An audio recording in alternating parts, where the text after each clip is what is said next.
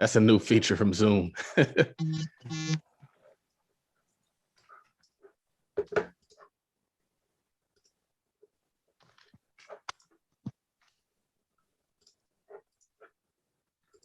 Cool. So this is the Oglesby and Scott show.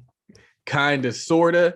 This is a little impromptu podcast episode that we're going to record and a cool conversation that we're going to have. I think I want to do more of these more often because it allows the podcast to be more interactive. So what we'll do is usually we record on Thursday evenings. And so we'll run it just like a Zoom. Everybody has access to Zoom. This allows you to jump in, ask questions of the guests, listen to their story. And I think it's going to give us a more full episode. So looking forward to trying that out. We do have some really cool episodes in the bank, but right now, every time crypto is hot, we got to bring the resident crypto expert on. Mr. Doc Montgomery. He's actually been on a few episodes. He was on, man, I think at least 2 prior episodes. 3. We've done some. Oh, wow. Yeah. So 3 episodes. We've done some Instagram lives before. Super educated young man. This guy graduated college when he was like, what, 20 years old? 19.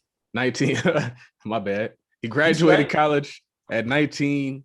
He went to work for the government as an engineer. He went back to get his JD. So he has a law degree. And then at the same time, he got his MBA. And I don't even think he's 30 yet. Are you 30 yet? I'm 32. I got all those degrees before I turned 30 though. Wow. So lawyer, all of that. I feel like a lot of times people don't really give the credit of education that I think it is due. Just even getting through the process, because it's a grind in itself. But I think it's commendable that you have all that education behind you, especially at that young age, especially doing what you did, getting through college at such a young age. Like, that's just impressive, getting great jobs, going off, having multiple rental properties, having a crypto portfolio. He's been talking crypto since the beginning days of crypto, since before you could buy it on Robinhood. Yeah, all that complex stuff that I still don't quite understand. So you guys can type in the chat if you do have questions, but go ahead and maybe tell us what has transpired since the last time we spoke. I think last time we spoke there was a crypto crash, right? And so crypto 2018. Yeah, Bitcoin was $20,000. And then it went down to like $6,000. And the interesting thing about it is, I remember I had family members and they were like, oh, should I buy Bitcoin right now? It's at $20,000. I was like, no, it's too high. And then it crashed and I felt like an expert. And now it's at 30. Well, I don't even know where it is. It might be at like $40,000. And so even the crash, if they would have held to that crash, which was a lengthy crash, a lengthy kind of bottom, they'd be up now. So it's like, even sometimes when you buy the top, if you hold long enough, you can be up. So what kind of has brought about this resurgence in Bitcoin? Well, thank you, man, for having me on. One of the things that we really need to look at is, sorry, everyone, I ain't even introduced myself. Brother Chuck introduced me. My name is Jamar Montgomery. I go by Doc Montgomery. My Instagram handle is Dr. Jamar Montgomery, DRJAMAR Montgomery. I teach on crypto. I teach not only individuals, but also organizations and governments about how to utilize crypto and blockchain in developing their nations and developing their economies.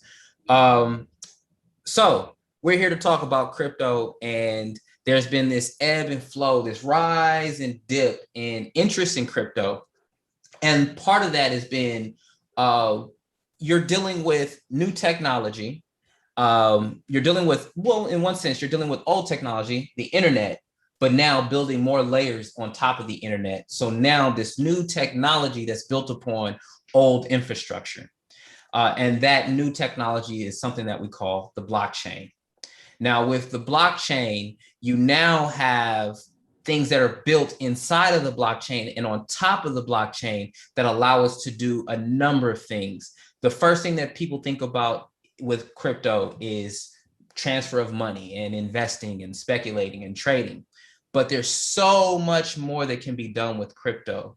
Projects that I've worked on have dealt with payment systems for schools, identity systems for marijuana, property. Oh, I haven't been involved in property rights, but there's opportunities for utilizing crypto in the property space.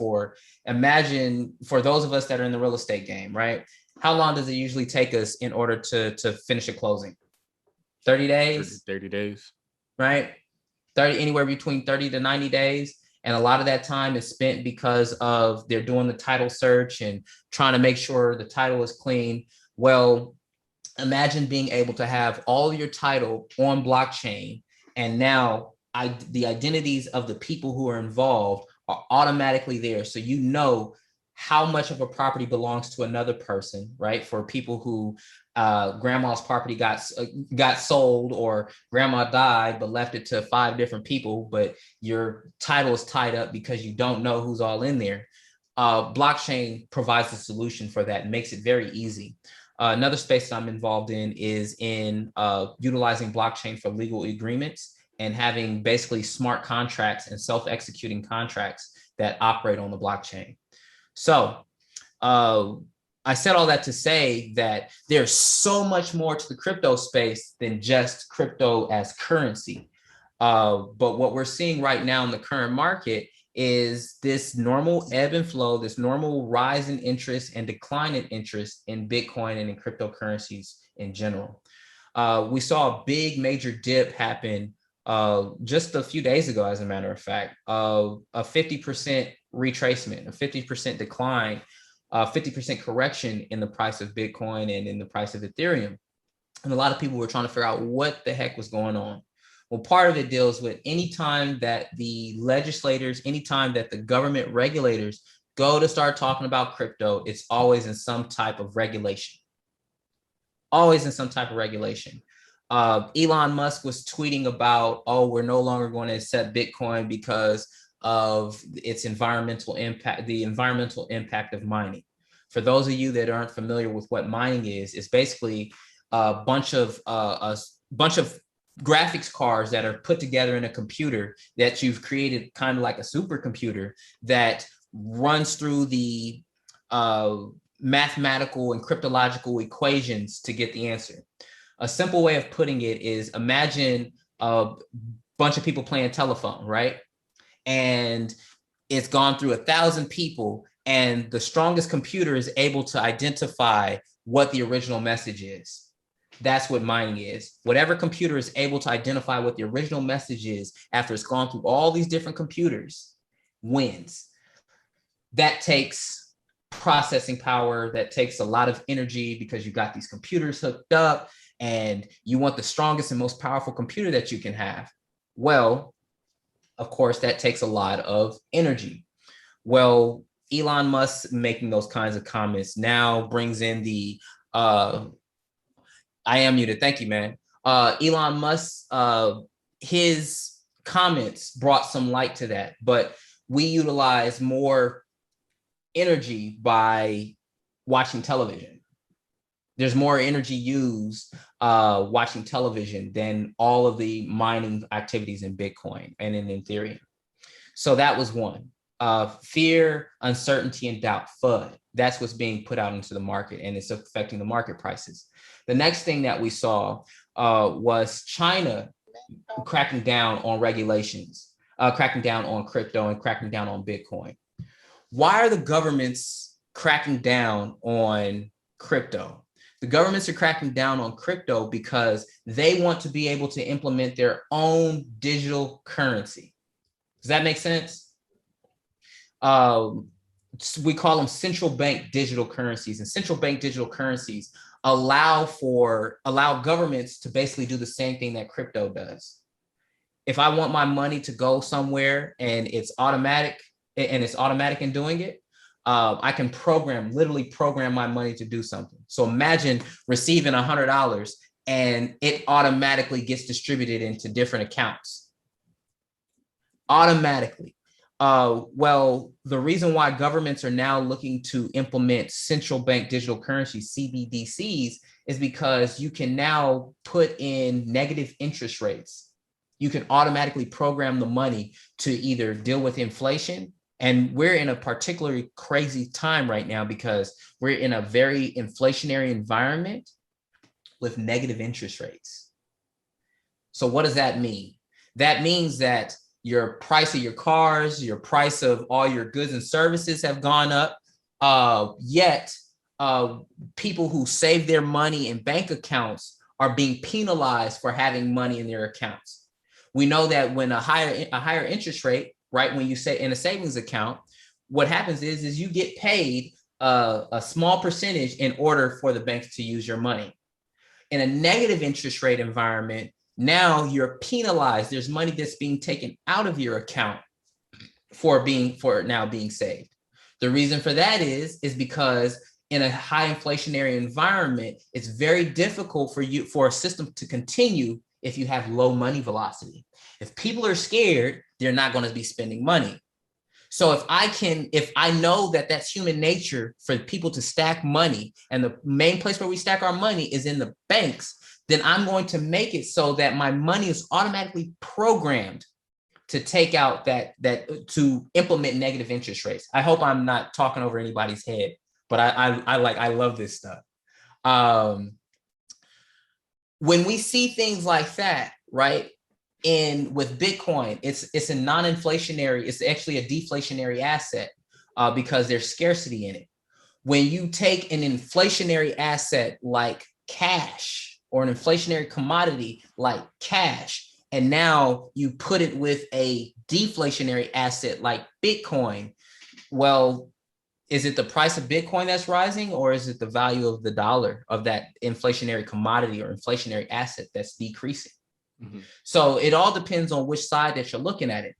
However, what does that have to do with anything? The United States dollar is the reserve currency of the world. The same way Bitcoin and Ethereum and other cryptocurrencies move almost as freely, if not more freely, than the United States dollar. Being that you can go almost anywhere that has internet infrastructure, which is the most important part, almost anywhere in the world that has internet infrastructure and utilize Bitcoin, utilize Ethereum. The same way happens with any of us that have ever traveled overseas.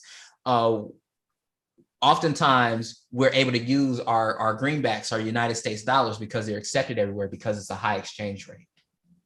So I said all that to say that with governments now, as they always have done, seeing crypto as a threat and realizing that they need to do something about it so that they can control it.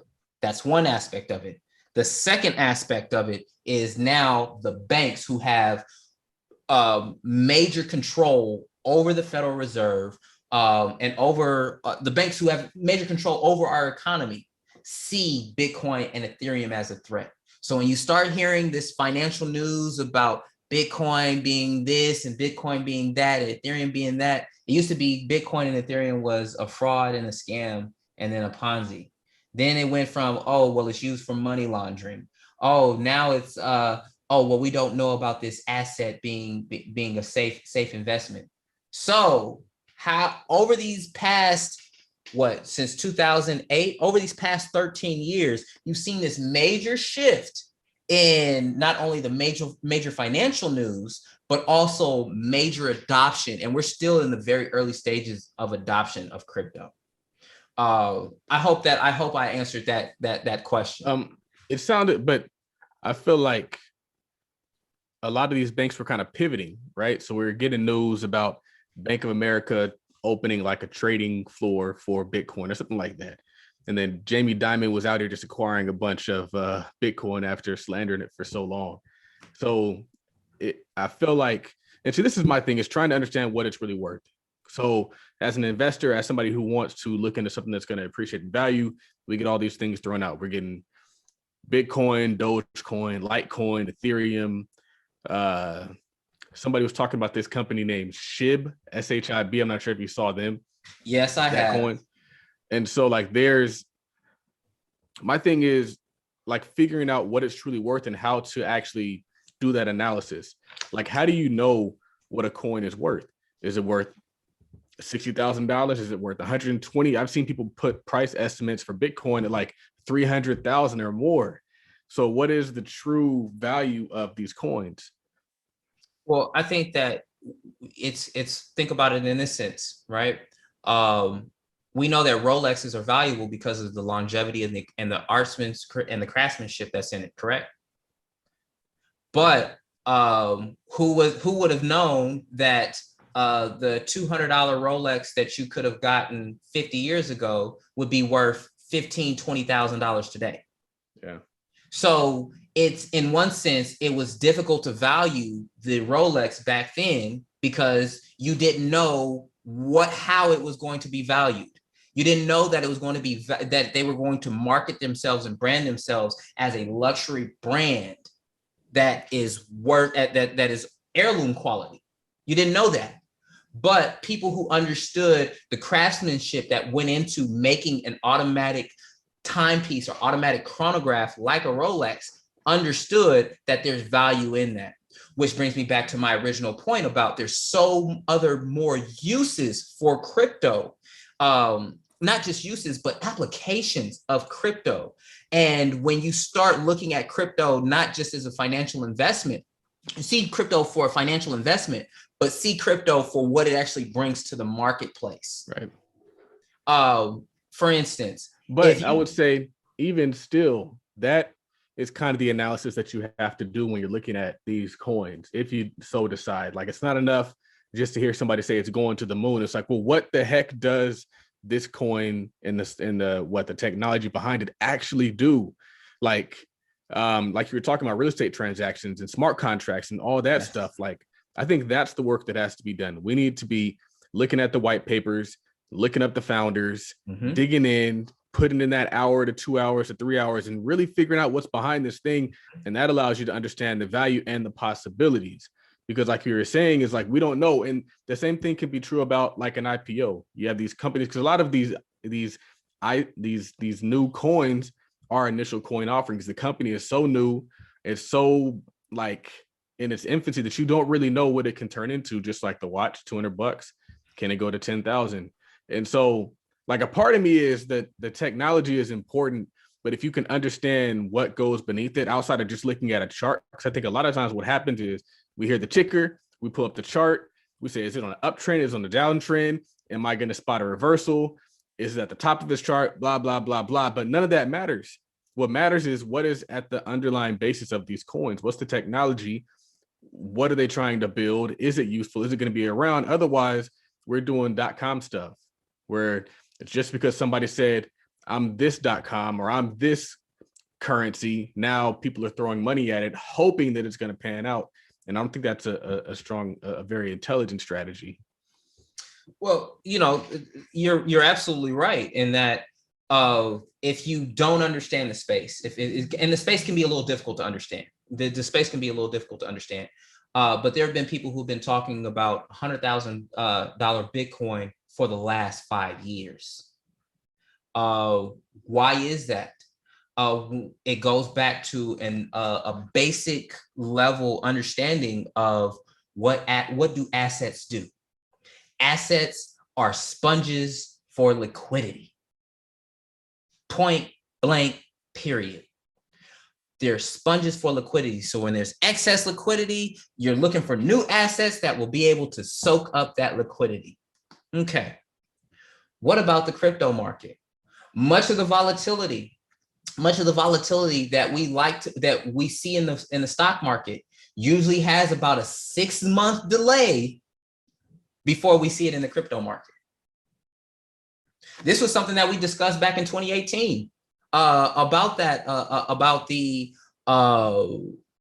oncoming of a bull market and the oncoming of a crash. But to answer your question in terms of how do you value the coin? Particularly when you're dealing with new tech companies, because that's really what it is. An ICO, if for solid projects, an ICO is just an IPO for people who don't have the money for lawyers to help them get through the IPO process, because it can be a very difficult process. It's not impossible, But if you don't have access to the know-how and to the people who know how to do that, many of the people who are in the IPO space, New York, Silicon Valley, Austin, Texas, if you're not in any one of those areas, it's very difficult to find people who have the expertise of knowing what you need to do to go into an IPO. Somebody on my live, she said, in regard to value, market cap, utility, liquidity are all important. And of course, supply and demand. The concept of petrodollar is important to think about too, right? Well, price and value, two different things. Price and value are two different things. So the price of Bitcoin might be, likely real reach $100,000. But why is the value of Bitcoin rising to $100,000? And that's what people really want to know. Once again, assets are sponges for liquidity. If you don't have access to, if you're not able to go buy a house, you want your money to grow too.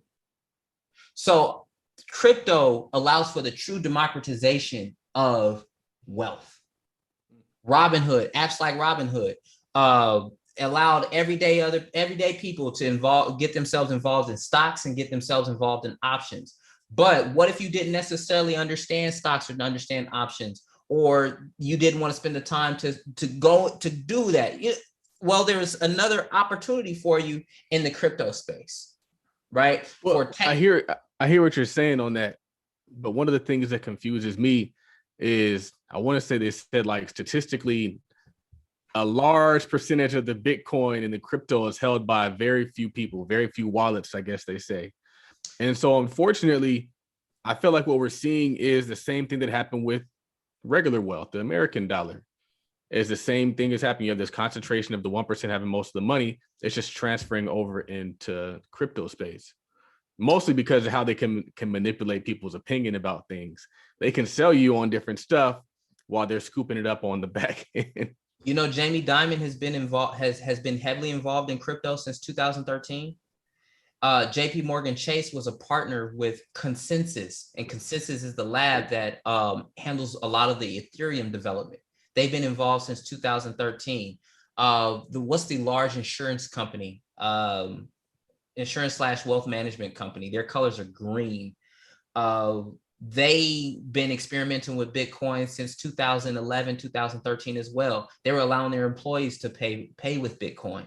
So the same, now mind you, JP Morgan Chase is ran by who?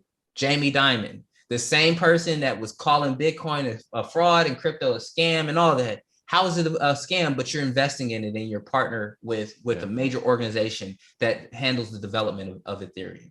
Yeah. So you're absolutely right. Is that everyday people who are listening to the financial news, who are trusting these people for information, are allowing themselves to not listen to individuals like myself, right?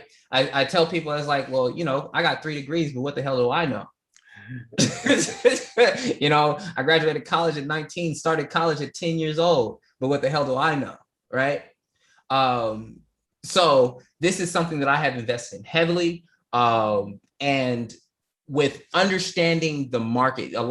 Some of it is technical driven, but when you start to really get a feel for the market in terms of what does it bring, right? Uber was a good idea. Uber was a good idea when it was pre-IPO, when it was Series A funding, Series B funding. It was a good idea back then. You could have got in a lot sooner, right? Nas talks about investing in Coinbase, right? It was a good idea back then. Just now, when it was finally open to everybody, or the people who understood what they were doing finally got their money out and allowed everybody else to get in. That's with crypto.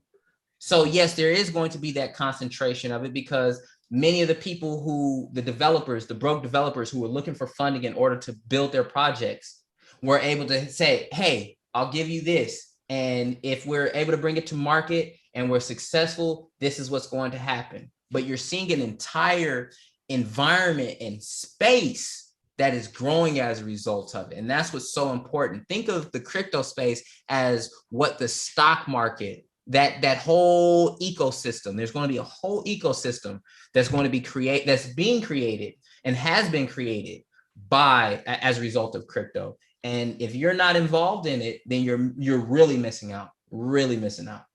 So, what are some of the top coins that people should be looking at, and why? Well, I'm going to give you guys what my portfolio includes. I'm big in Ethereum. Big.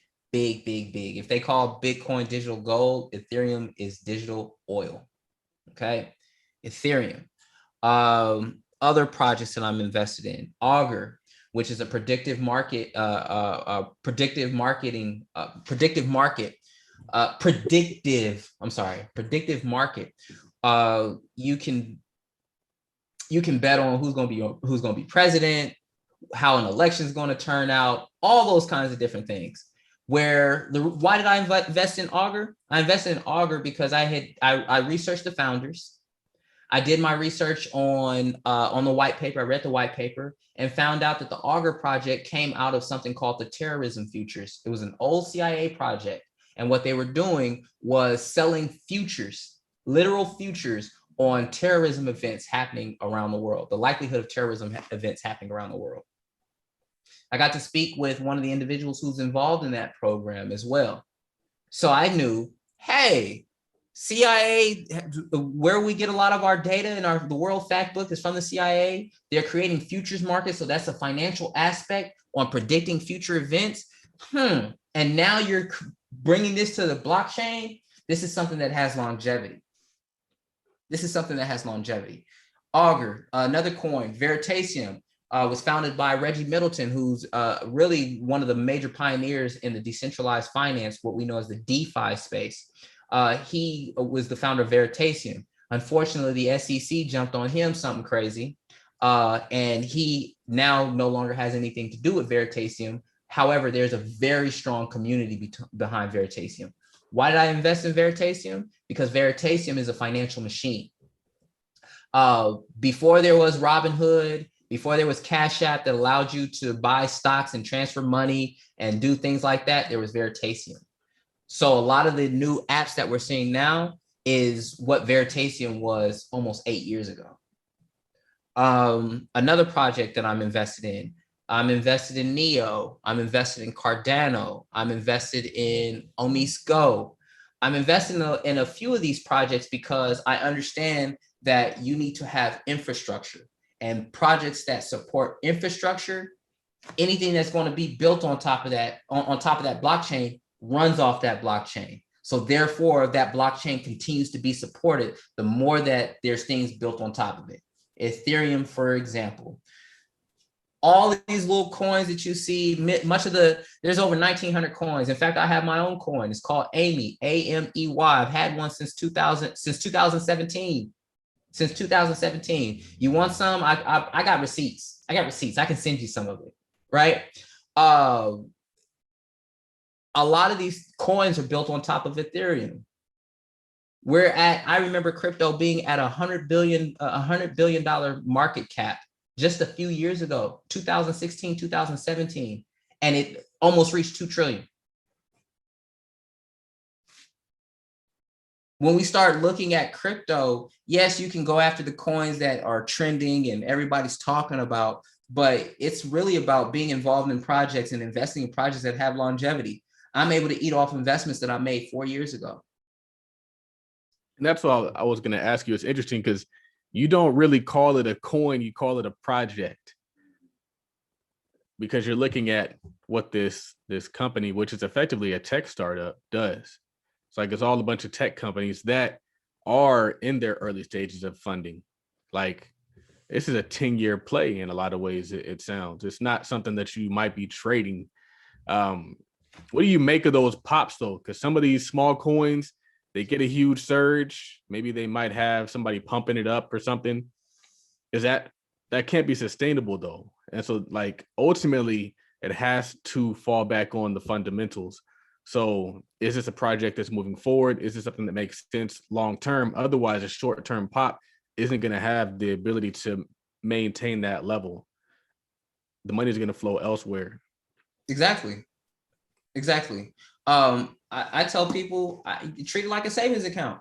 Put $100 in there every month in an Ethereum, in Ethereum or a blockchain protocol coin, right? Uh, Put it in there. Do that for $100 every month, and just sit back. Yeah. Treat it like a savings account. I think the same can be true and said about these IPOs, like the Airbnbs of this world. We've seen companies that are IPOs, and it typically happens. They go public, they crash, and then 5 years later, they're killing it. Like Facebook, for example, Facebook went public at like $100 a share, maybe like 80 to $100 per share. It crashed down to like 40, $50. Now it's a $300 stock. If you would have bought it and even bought down again, now you're up 10 times. And so for me, I was like, you always see those ads where they're like, if you bought Netflix 20 years ago, if you put $1,000 in Netflix, you'd have 400 grand. I was like, well, why don't I just start putting $1,000 per IPO for my son? And who knows what'll happen? I only need one of them to hit. And one of them hits and we're good. I'm glad. This is why we got to do more of these live, because I don't want to skip over this. What is the process of creating your own cryptocurrency? I think people can get a lot of value out of this one. If you don't know how to program, find you a programmer. In my case, my company, Cryptonomics Wealth, that we founded back in 2017, my partner was a programmer, right? And now we created our coin back in 2017. It was AMEY. It was our initials, Akai Montgomery and LG Young, right? Amy. Find a programmer. It is very easy to launch your own coin. The challenge is monetizing it and getting it and marketing it, right? That's why you need the wrappers. You need the wrappers, but most of all, you need something of value, right? What are people actually getting? So for my coin, one of the things that you're going to be able to get as a result is access to my lectures, access to consultations, and it's much easier to be able to keep track of people that way. It also allows people to do two things. One, get involved in the crypto space, because the only way that you're going to be able to have access to it is if you have a wallet. Well, guess who will show you how to open up a wallet? Guess who will show you how to transfer, right? There's so much more, so much. That's why I call it the exciting world of cryptocurrencies, because it's its own world. Think about it in this sense, right? When people would talk about, oh, well, that's not real, or this is not real, well, or it's not tangible. Well, the words that you say on Twitter or on Facebook ain't tangible, right? But people still get fired and lose their jobs as a result of things that they say on it. True. Let's talk about DeFi and NFTs. How are those related to crypto? Is it just the blockchain? Like it seems like the blockchain is just like the next internet. And like, we didn't really understand the internet when it came like 20 years ago, 30 years ago, whenever that was. It was a long time ago. We didn't understand it to the levels that we understand it now. Now it's second nature. I was looking at myself. I was like, this thing is really just like a block of just like information. It's not even like a phone anymore. It's just like information. And so it seems like that could be blockchain in the future. Blockchain could be the internet of the future, meaning that it could just be so much more than what we're using it for now. Speak like, for example, the NFTs and the decentralized finance. So can you kind of break down both of those topics?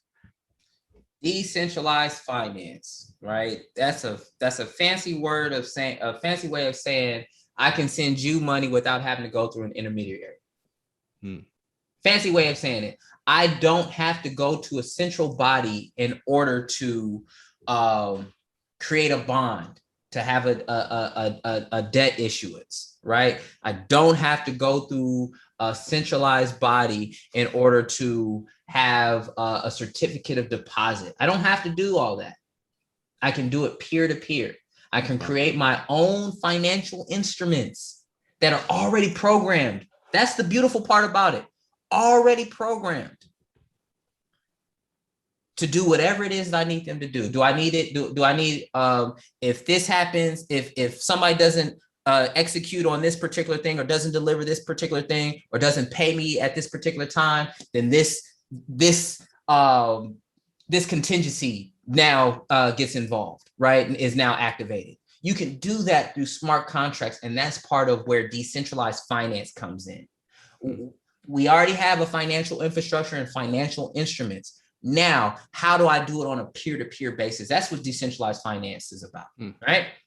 The NFTs, non-fungible tokens. Basically, what that means is it's digital real estate. Digital real estate for those that are involved in digital real estate, right? It's digital real estate on the blockchain, right? So I own several domains, right? Several blockchain domains that will live on the blockchain forever.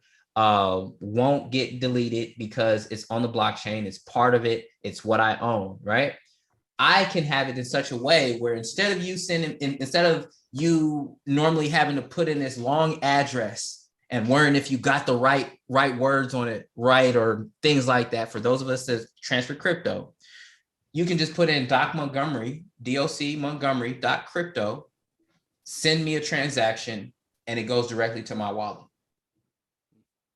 So now when you talk about payment and doing e-commerce, it's now made much easier and now much more programmable, and I have more control of it. But let me say this, what's going to bring the next mass adoption of crypto is when people start paying for things in crypto. What do I mean by that? The mass adoption in crypto means that when somebody like myself or somebody else is willing to sell me their car for an amount of Ethereum, when I'm able to then take my Ethereum and buy whatever goods and services that I need as a result, that's when you're going to see major adoption of crypto. Right now, crypto, where they get you is when it's easy to on-ramp onto crypto. Go into Coinbase, load your money onto there, buy your crypto. Where they get you is when you offload your money. Why? Why is that? Those exchanges are regulated by the SEC, the Security and Exchange Commission, and the IRS, the Internal Revenue Service. So guess who's going to want to make sure that they get some of those crypto gains? IRS. So when people said that crypto is a scam and crypto is a fraud and it's used for money laundering, no, it ain't. For the mass majority of uninformed users, they're going to go through Coinbase because they want to be able to get their money back, right? You want to be able to get their money back. They want to use greenbacks because I can't go to Costco and use crypto. And now I can't even go to Tesla and use crypto. Thanks, Elon. So that when we look at crypto from that perspective, we haven't gotten to the place where we're able to utilize it for everyday transactions. I can transact in crypto, but when it comes down to it's almost like we don't have the infrastructure yet of being able to support it on it as a standalone infrastructure, but that day is coming soon. Nice. I had a question. We have a question from the crowd. I don't know if they'll call them a crowd. We won't call them the participants. We got Olivia. Go ahead. I'm gonna unmute you. Hey. I just had a quick question about using Trust Wallet.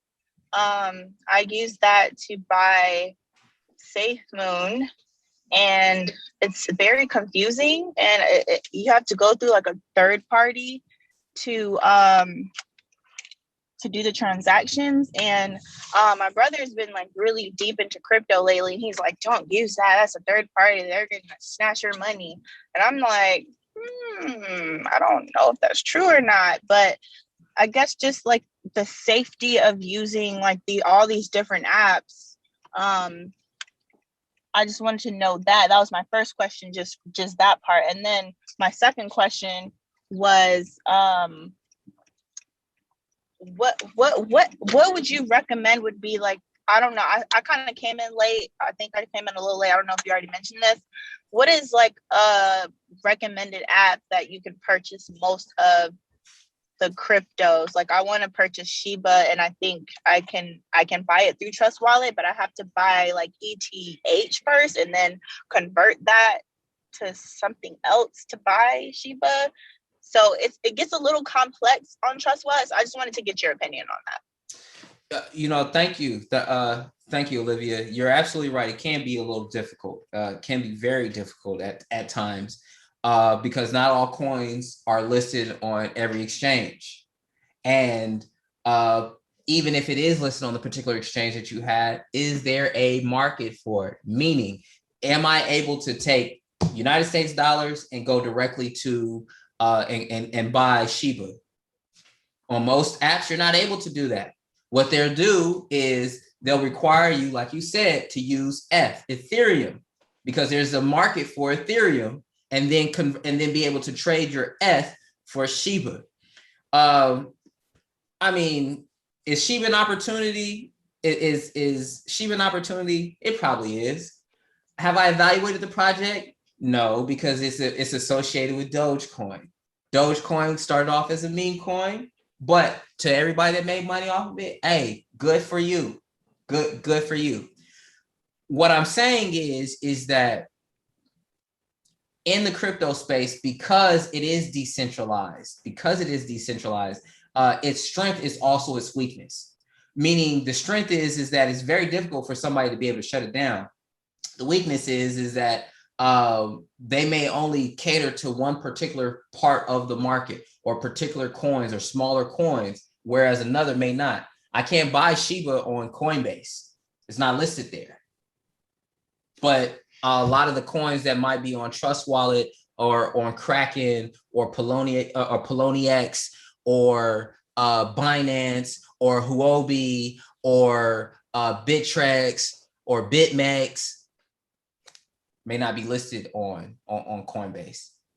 And then at the same time, that's why I tell people about holding ETH.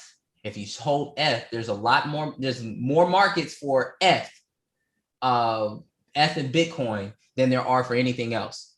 So you might have the money that you want to invest, but it now requires several other steps. You got to buy Ethereum. So where are you going to buy your Ethereum from? You can buy it through Coinbase, which is probably the easiest way, even through Robinhood, but transferring it can be a little squirrely at times. But after transferring it to another exchange, yes, do you have that risk? Do you have that risk of losing your money? Absolutely, because exchanges can get hacked, right? Exchanges do get hacked. There's been several hacks that have happened over the years where billions of dollars have been lost. So yes, there is that risk. That's why I utilize more the names that have been in the game for a few years. Like I said, Kraken, Poloniex. Another one that I got put on was Qcoin. And that's spelled Kucoin. Some of the wallets, like I have.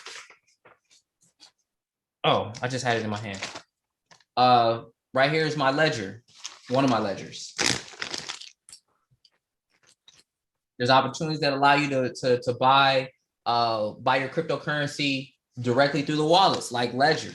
There's Pancake Swap. There's Uniswap that allows you to do that. Atomic swaps. To answer your question simply and clearly, if you're interested in some of these smaller coins, you need to hold ETH. Then being able to transfer your ETH to that particular exchange to grab that coin, and then making sure that that coin is supported by your wallet so you can store it on that wallet. And I always suggest having a hardware wallet versus a software wallet. I hope I answered your question. You did. That was absolutely perfect, because that's what my brother was saying. He was saying that, yeah, like that could get hacked. So that's exactly what he was trying to explain to me.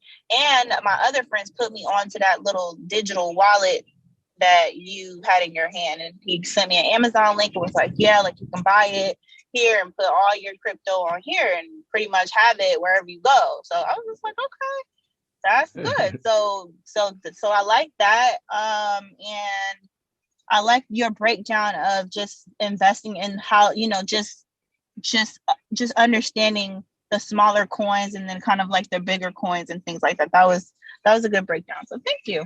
You're very welcome. Thank you. Cool. Great question. Yeah, I was going to ask you that we always talk about like Bitcoin or crypto in general being decentralized and unregulated. I guess not unregulated, but like then you have companies like I forgot what it was, Binance, and they were saying like you can't. They like locked it down for a period of time, and so it's like, well, how can one company kind of become the regulator at that point? So it's like we say, okay, the government's not going to regulate it, but now you have different exchanges that are just out there and they're making the rules now. I mean, this is, think about the similarity with a lot of states are lifting their mask mandates, but guess what? The businesses are saying no mask, no service. Yeah. Very same concept. Binance, what happened was Binance was a Chinese company. And as a result of trade wars and trade disagreements and data privacy, that has a lot to do with it. Data privacy and data access. Binance was not allowed to necessarily take on new customers in the United States. Now, I'm saying this as somebody who had a Binance account and they were not allowing anybody to put anything in, but I definitely was able to pull something out. So after that, and the companies also have a reputation to uphold because they gain more by having the most users. So any company, any exchange is going to want to have ease of use and security of funds, point blank period. Because they're concerned about their reputation, because the only way that you're going to grow in a space there's a lot of fear, uncertainty, and doubt, FUD, is by having a good reputation. So that's just something to keep in. That's just something to keep in perspective. Okay. I got another question. It's from Daniel. I'm gonna go ahead and unmute him. So our question is we've already been talking since we incorporated HiveMind, and that's a whole other topic. We wanted to create a Hive coin. I know there's already a Hive coin, but we want to create like a HiveMind coin, and we're already in the talks of doing different strategies for that. So is there any way we can talk to you and have a conversation about that with you, if we can? Because our struggle with right now is we don't know anybody who's created a coin. That's why you literally piqued my interest when you said you created your own coin. So I want to know how what's the best way to contact you, and how can we set up a call? Definitely. Well, since you guys are here this is the Mastermind. Yeah. I'm going to give you guys. I'm going to give you guys access to me that most people don't have. So let me mute this real quick. 909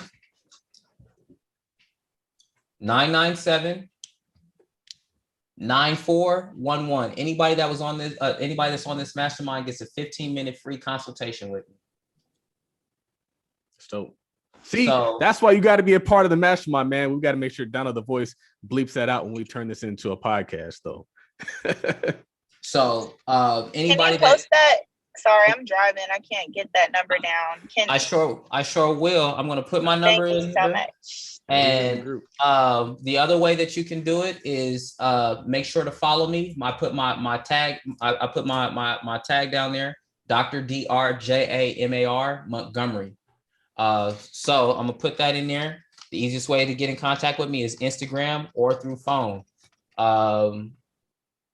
When my service is bad, I usually still have internet service. So if you DM me, you let me know that you were on the on this Mastermind. I'm gonna verify with Chuck, and you guys get a free 15-minute consultation with me. So definitely take advantage of that one, man. Definitely take advantage of that one. This question was, can you tell them the top 5 crypto wallets again? Hardware or software? Because you have hardware wallets, you have software wallets. The two biggest ones are Trezor and Ledger. the two hardware wallets. For Ethereum is you can have a software wallet called myetherwallet.com and go there. Those are the two that I use are Ledger and My Ether wallet, but Trezor is also a good option. Oh, I'm sorry. I have a Trezor, not a Ledger. I still got the original packaging, so y'all know. Trezor for y'all, so y'all can see it too. Trezor, Ledger, My Ether wallet, Trust wallet is good, and a few others. Those I can't think of any others right now, but I know that I have a hardware wallet and I also have a cold storage wallet. And cold storage wallet means that all I have is my written down keys, my public address, and my private key. I have that written down, and it's not on any computer or any of that. So I hope that answered your question.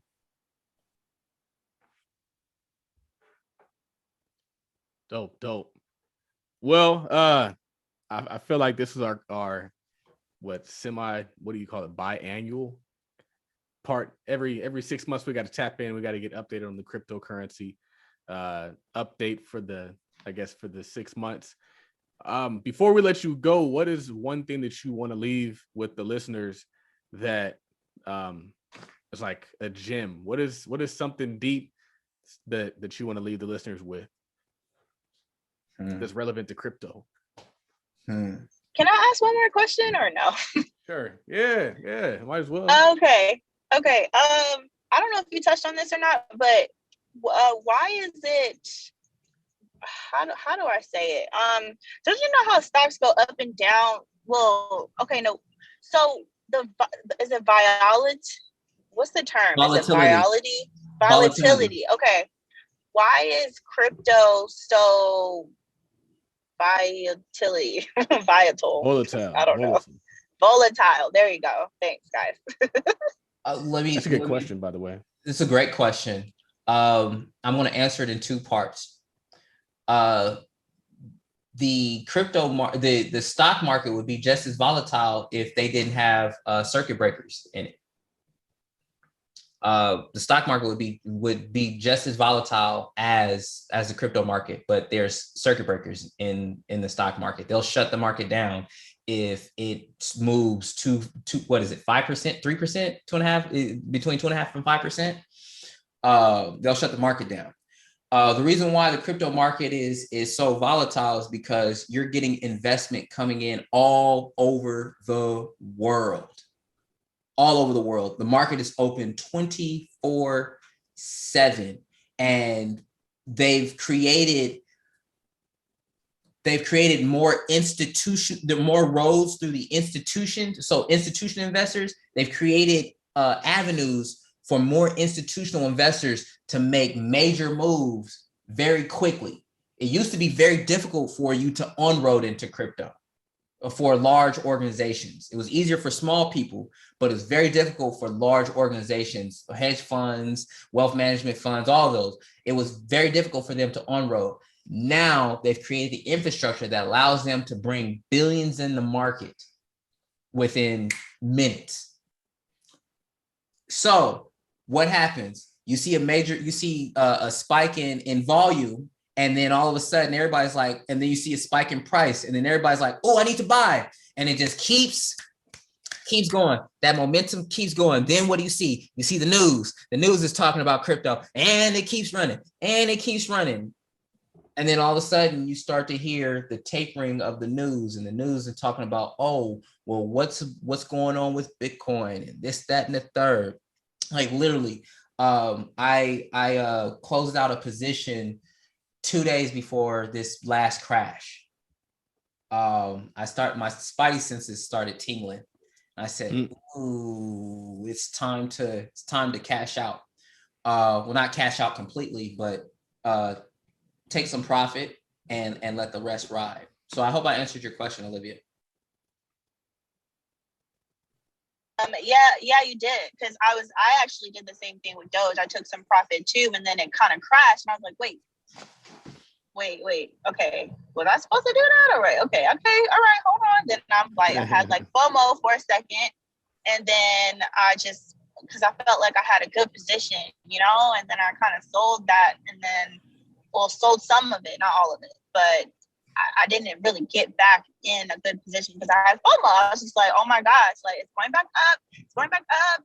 Then it went all the way back down. So I was like, ooh, this is crazy. I can't really, I was like, so, okay, I want to understand, it's Biotilly, right? Volatile.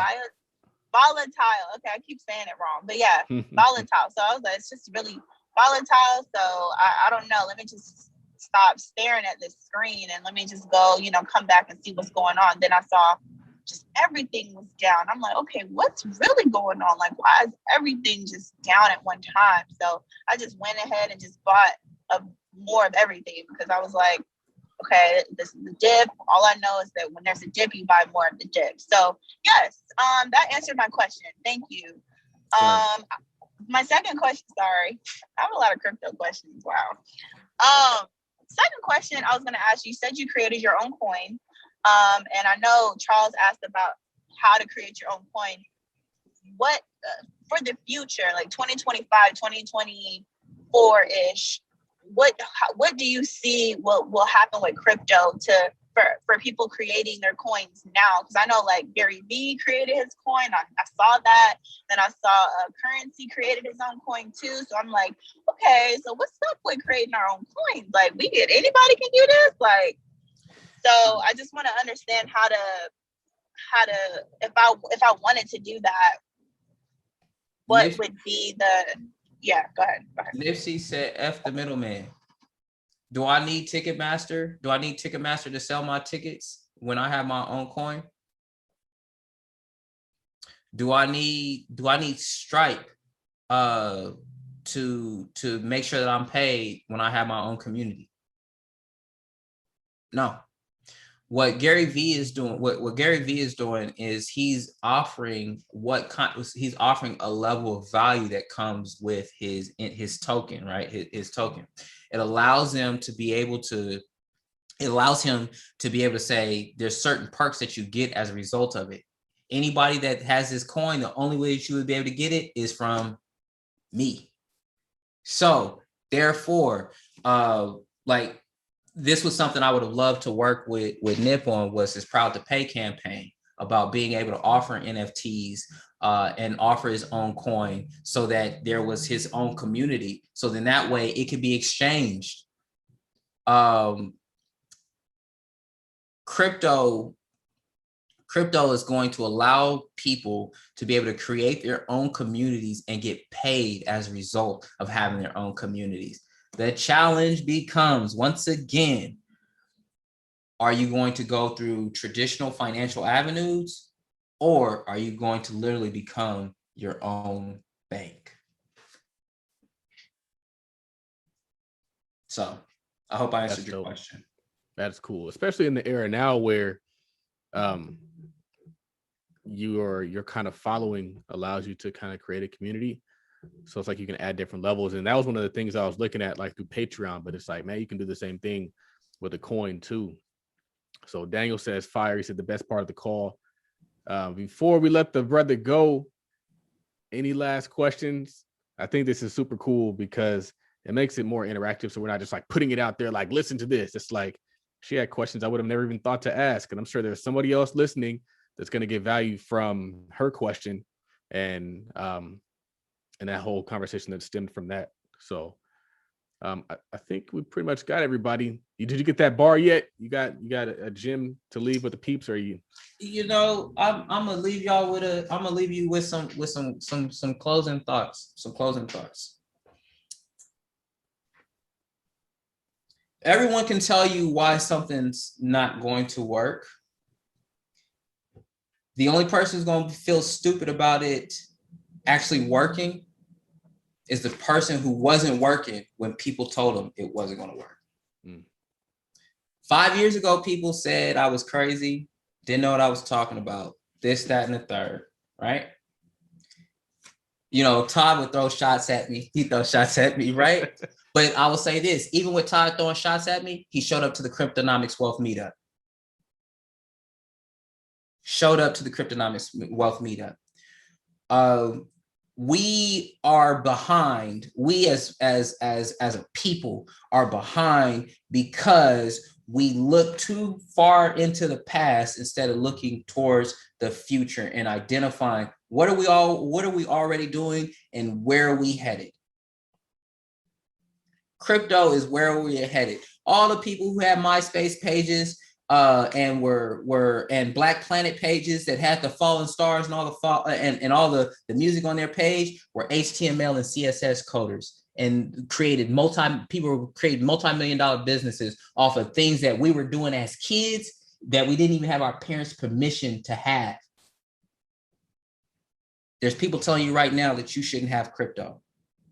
You got to ask permission. You don't need permission. You need ambition. You need vision. And if you don't have ambition and you don't have vision, it's fine to follow somebody who does. Work with them and make it happen. I'm here to work with y'all. I've given you guys my information. I teach courses on this. This is something that I love doing. If you want to learn more about it, talk to me. You have my number. You get a free 15-minute consultation as a result of being on this call. And my course is discounted right now. It's going up tomorrow. But my course is discounted. My link is in the bio, Linktree /Doc Montgomery. You want to learn about crypto? Hey, I'm here. You guys get to see what I'm talking about. I appreciate you. I appreciate you for having me on the show, man. It's a very affordable course, by the way. What's the price of it right now? It's $39.99. I'm giving you game. I'm giving you game. But when it goes up, right, it's gonna be like Bitcoin. I should have bought back then. It's all good. Yeah, thank you, man. I feel like the conversation gets better and better the more that we do this, because my understanding improves. You already know what you're talking about. I'm over here just trying to catch up. So hopefully people who are watching live got a lot from that. I'm sure the people who are going to listen to the replay are going to get a lot from that. We're trying something new because that's what you have to do in business. So I noticed that a lot of people are doing podcasts. And so I was like, well, what can I do differently? How can I do this different? Yes. And so you guys are going to see if this pivot's going to work and if it's going to work out. But nevertheless, thank you guys all for tuning in. Make sure you leave us a 5-star rating and review. That is how we move in the rankings. And you can find all his information. It's going to be the link in the show notes. And I'll also drop it inside of the Mastermind group for those who are a part of the Mastermind group. But let's keep winning. And for those who are a part of the Mastermind, we got another call at 6. So shout out to you guys. And this is Charles Oglesby signing off. Dope. All right, man. I'll let you go. Thank you.